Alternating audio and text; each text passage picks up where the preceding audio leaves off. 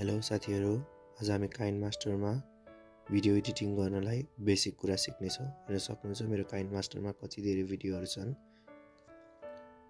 हजुरहरूले create pneuma दाब्नुहोस्। युट्युबको लागि हो भने 16:9 मा गएर क्रिएट गर्नुहोस्।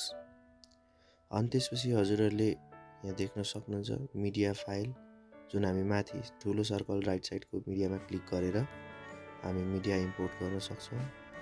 त्यो राइट साइडको त्यो गोलो सर्कल मध्ये त्यहाँ उजेलो खालको मिडिया लेखेकोमा क्लिक गरेर हजुरहरूले देख्न सक्नुहुन्छ। हामीले अलमा गयौँ भने धेरै कुराहरू त्यहाँनिर हाम्रो मोबाइलमा भएको सबै भिडियो फोटो एभ्रिथिङ आउँछ। इमेज एसेट, भिडियो एसेट थुप्रो कुराहरू छ। स्टोरबाट पनि लिन सकिन्छ।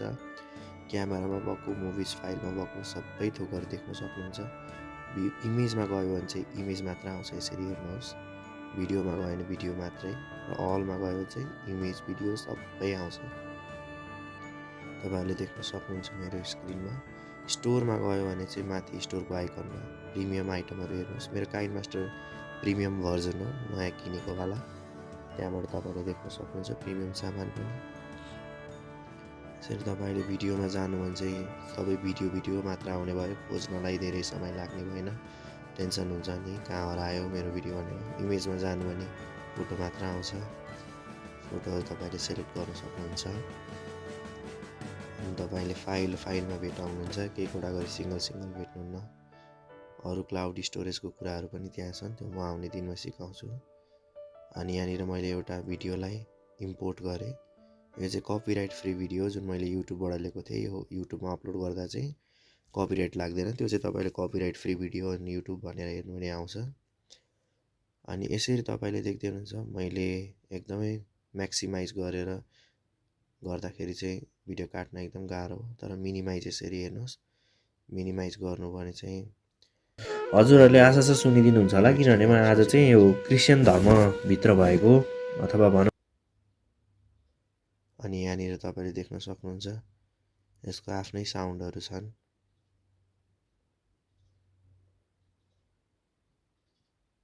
अनि यसमा चाहिँ तपाईले देख्न सक्नुहुन्छ यहाँनिर धेरै अप्सनहरु छ। जसमध्ये साउन्डको लेभलमा गएर तपाईले साउन्ड घटाउन सक्नुहुन्छ। त्यो साउन्ड तपाईलाई चाहिँदैन भने। अनि यहाँ एक थोपा पनि साउन्ड आएन।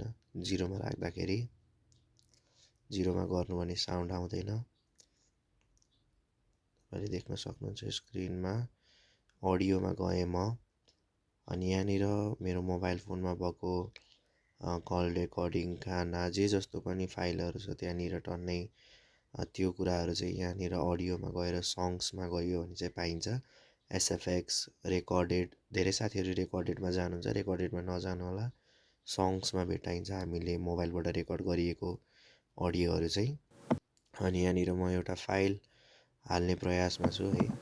अनि यो फाइल हाल्दै गर्दाखेरि चाहिँ त्यो भिडियोको आवाज कटेर चाहिँ त्यो फाइलको आवाज चाहिँ आउँछ। अनि यसरी डिलिट पनि गर्न मिल्छ। लेफ्ट साइडमा तपाईले देख्नुभयो। तपाईले मिस्टेकले अर्को गाना हाल्नुभयो भने चाहिँ त्यहाँ डिलिट पनि गर्न मिल्छ। सङ्ग्समा म फेरि गएँ। यहाँनिर मेरो सबै पर्सनलाइज्ड रेकर्डिङहरु छ। त्यसै कारणले गर्दाखेरि चाहिँ म माथितिर एल्बममा जान्छु। अनि माथि फेरि म अरुतिर चेक गर्छु। म्युजिकमा जाँदाखेरि चाहिँ काइनमास्टरले नै दिएको अडियो छ यहाँनिर। यो अडियो हालेर मैले प्ले गरे भने चाहिँ हजुरको त्यही काइनमास्टरले दिएको गानाहरु बज्छ। अनि त्यो भिडियोमा चाहिँ भिडियोको साउन्ड छुटेर यो मैले हालेको अडियोको साउन्ड बढ्छ। अनि यो मिक्सरमा गएर मैले चाहिँ साउन्डलाई घटाउने बढाउने गर्न सक्छु। त्यो चाहिँ सजिलै गर्न सकिन्छ।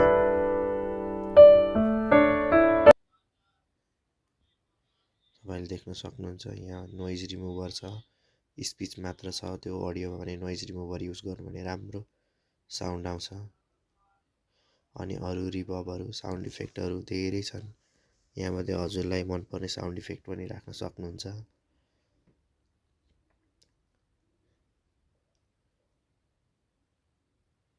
लगत्तै यहाँ मैले हालेको साउन्ड चाहिँ भिडियो भन्दा सानो छ। हेर्नुस् है त। भिडियो भन्दा चाहिँ सानो छ। यसलाई भिडियो सम्मै पुर्याउनको निम्ति चाहिँ तपाईले मेरो भिडियो 12 मिनेट 34 सेकेन्डको भिडियोमा चाहिँ 1 मिनेट 22 सेकेन्डको साउन्डलाई चाहिँ 12 मिनेट 34 सेकेन्डकै बनाउनलाई क्लिक गर्नुहोस्। लुपमा जानुहोस्। माथि लुपको अप्सन देखिरहनु भएको छ। लुपमा क्लिक गर्नुहोस् अनि लुप टु एन्डमा दाबिदिनुहोस्। लुप टु एन्डमा दाबिदिनु भयो भने चाहिँ त्यही ब्याकग्राउन्ड म्युजिक होस् अथवा केही कुरा साउन्ड होस् त्यो चाहिँ अन्तिमसम्म आफै अटोमेटिकली बज्ने गर्छ।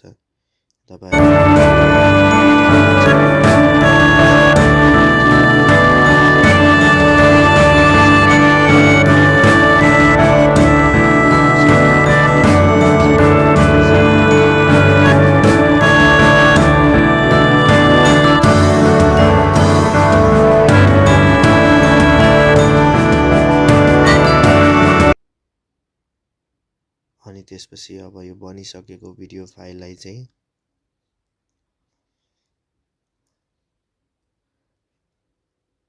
अनि पुरै भिडियोलाई चाहिँ हामी सेभ गर्नेछौँ। सेभ गर्नलाई राइट साइडमा माथि क्लिक गर्नु होला अनि कुन फर्मेटमा तपाईँलाई चाहिने हो त्यो सेलेक्ट गरेर तपाईँले हेर्न सक्नुहुन्छ फर्मेटसँगै मेमोरी साइज तल हुन्छ अनि सेभमा दाबिदिनु होला। त्यसपछि तपाईँको भिडियो बन्नेछ। Thank you so much.